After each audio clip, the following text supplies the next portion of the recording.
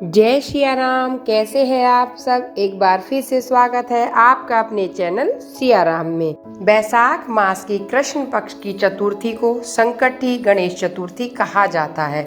गणेश चतुर्थी व्रत प्रत्येक मास के कृष्ण पक्ष की चतुर्थी को किया जाता है, परंतु बैसाख मास के कृष्ण पक्ष की चतुर्थी को किए जाने वाला व्रत बैसाख संकट चतुर्थी व्रत कहलाता है।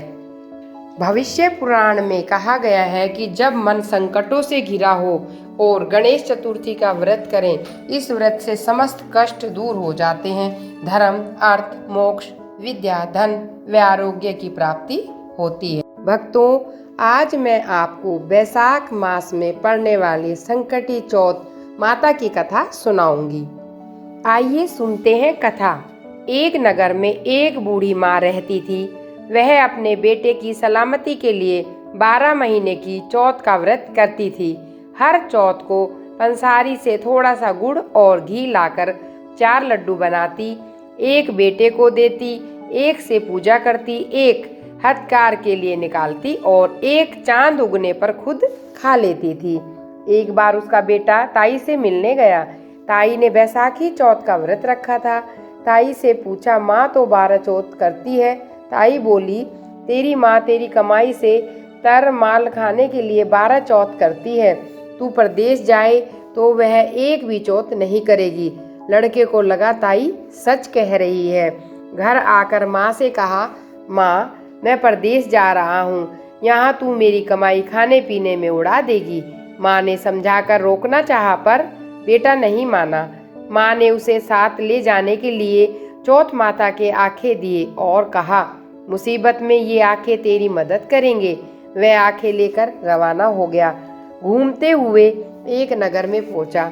उसने देखा एक बूढ़ी माँ रोती जा रही है और पुआ बनाते जा रही है। उसने कारण पूछा तो बूढ़ी माँ ने कहा, बेटा इस नगर की पहाड़ी पर एक दैत्य रहता है। पहले वह नगर में आकर कई लोगों को खाने के लिए मार देता था। अब राजा हर घर से एक आदमी दैत्य के पास भेजता है और आज मेरे बेटे की बारी है, इसीलिए मैं रो रही हूँ, उसी के लिए पुए बना रही हूँ। वह बोला, तू पुए मुझे खिला दे, तेरे बेटे की जगह मैं चला जाता हूँ। बूढ़ी माँ ने खीर पुए उसे खिला दिए। खा पी कर वह सो गया। रात को राजा के सैनिक आए तो बूढ़ी माँ ने उसे भेज दिया। दैत्य के सामने पहुंचने पर उसने चौथ माता के आंखें दैत्य की तरफ फेंके और कहा, हे चौथ माता, यदि मेरी माँ मेरी सलामती के लिए व्रत करती है तो दैत्य का सिर कट कर गिर जाए। तुरंत दैत्य का सिर कट गया। लड़का वापस आ गया। राजा ने उसे उपहार देकर विदा किया। चलते हुए एक दूसरे राजा के नगर में पहुंचा। इस राज्य में आवा तभी पकता था जब एक इंसान की बलि दी जाती थी। सिपाहियों ने उसे पकड़कर आवे में चुन दिया। लड़के ने आंखें आवे में डाले और कहा, हे चौथ माता, यदि मेरी माँ मेरे लिए व्रत करती है तो आवा मेरी बलि के लिए बिना ही झट से पक जाए। आवा तुरंत पक गया। आवे में से मिट्टी की जगह सोने चांदी के बर्तन निकले। अंदर से लड़का बोला, बर्तन धीरे धीरे निकालना, मुझे लग ना जाए। राजा ने उसे निकलवाया और पूछा, इस आवे से तुम कैसे बच गए? लड़के ने बताया, उसकी माँ चौथ माता का व्रत करती है, व्रत के कारण ही वह बच गया। राजा को विश्वास नहीं हुआ। उसने एक चांदी की सुराही मंगवाई और कहा, सुराही की नली से निकल कर दिखाओ, तभी मुझे विश्वास होगा। लड़के ने चौथ माता को याद करके आंखें सुराही में डालकर कहा, मैं भंवरा बनूं, सुराही से निकलूं। लड़का भंवरा बनकर सुराही से निकल जाता है। राजा खुश होकर राजकुमारी की शादी उसके साथ कर देते हैं। सभी लोगों को चौथ माता का व्रत करने को कहा जाता है। उसे माँ की याद आई। उसने राजा के पास जाकर खुद के नगर जाने की इच्छा जाहिर की।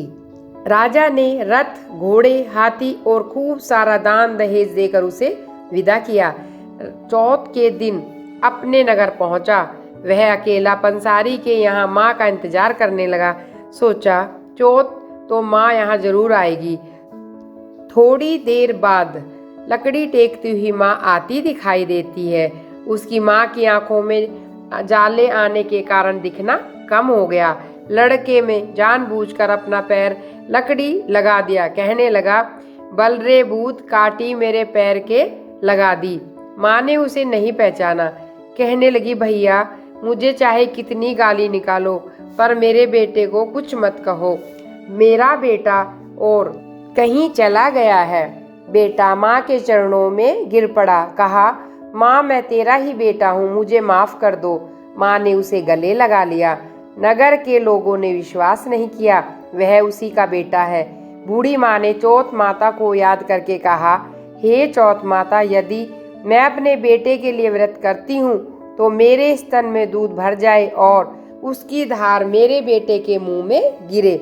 माँ के स्तन से दूध की धार निकलकर बेटे के मुंह में गिरने लगी। चौथ माता का आशीर्वाद देखकर लोग जय जयकार करने लगे। उस नगर के सभी लोग चौथ माता का व्रत करने लगे।